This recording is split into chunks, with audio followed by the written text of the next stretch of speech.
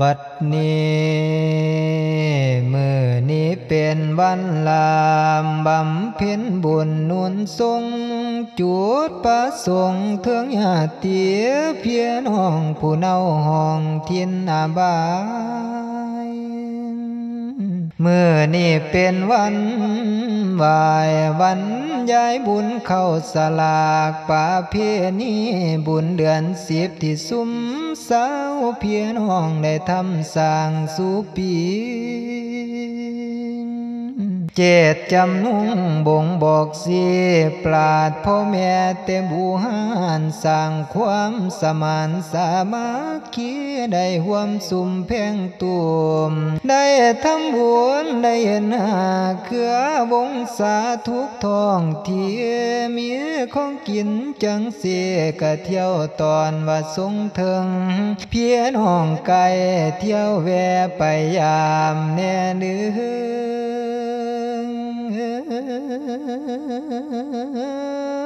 เพียน้องไก่เที่ยวถามว่าอยู่ดีสบายบ่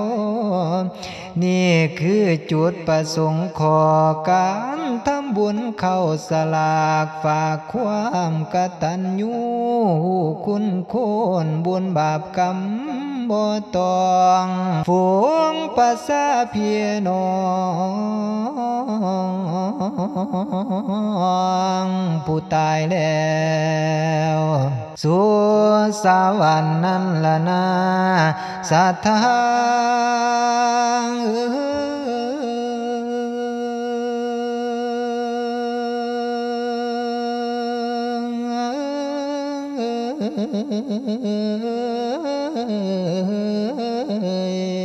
น้อมจังว่าในมื้อนี้เป็นวันมื้อคือวันเพ็ญ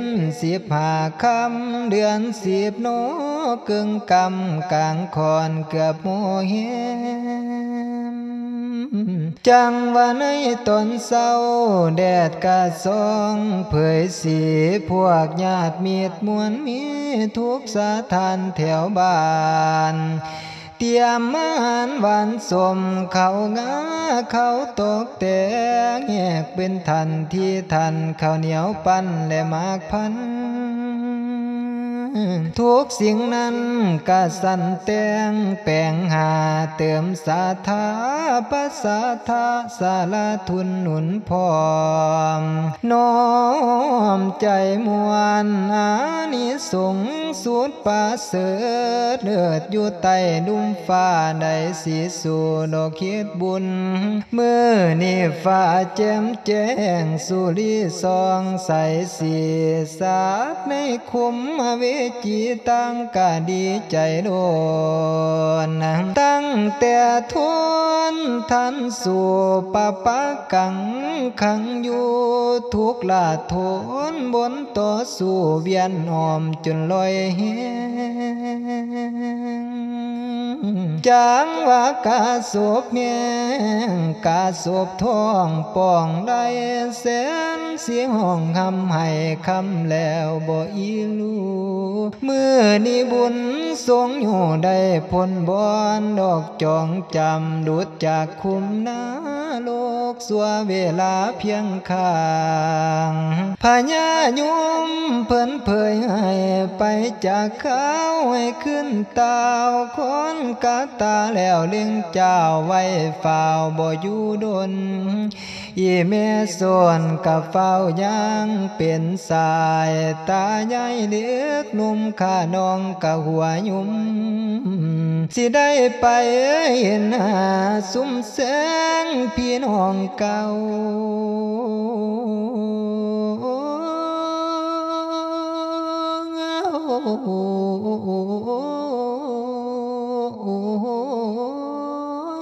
ผู้ก็บุ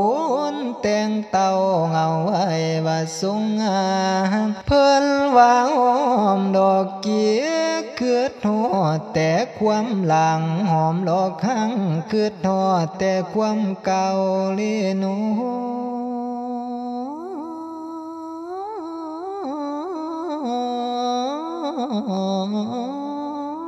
อันว่าหอมดอกคัดเขาอยากเอาความดังเขาตั้งแต่เก่านั้นขึ้นมาอยากเป็นคนคือเดิมกะดังปังเข้าเกียนคงบ่มีคือเข้าคังอาติตังเลยลวงสุขและทุกข์ดีและให้ทั้งปวงเป็นลังเพียงภาพแต้มที่เขียนไว้ไงเพิ่นเห็นสิมาค้าอยู่เด่นสาอยู่เสียการเด้นอ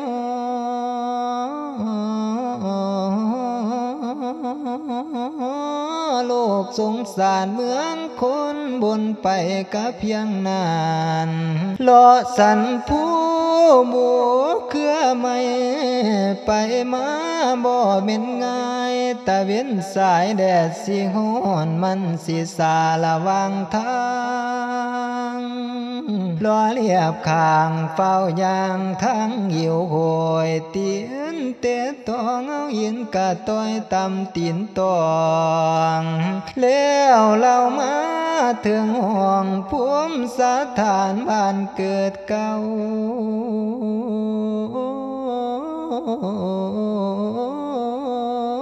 บ่อนเคยเนาอยู่สร้างปังคังอดีตการ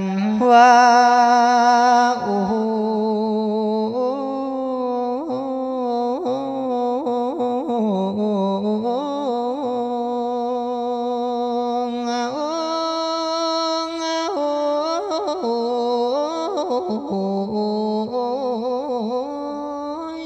ดี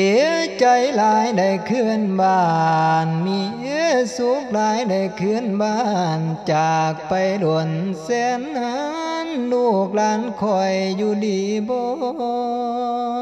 เป็นจังใดล่ะลูกหลานยังคอยยังอยู่เสถียรพ่อแม่มาวันนี้หวังอยากมาเห็นพร้อมมาผลภาลาที่ซุ้มเจ้านั้นจะแต่งความหมดหิวพอแห้งข้าผ้าแรงบ่ทันตกหอดทองทั้งห้องบ่อยากหิวยังรีบเลี้ยวเฝ้าฟังมาถึงวาดเดียวเล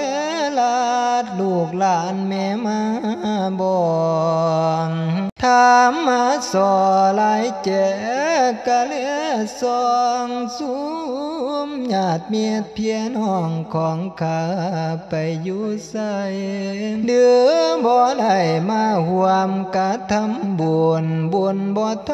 ำน้ำเขาสั่นบ่นอลูกหลานข้าเพิ่งศาลากะเป็นเกียงบ่มีเสียงมิตรจีดี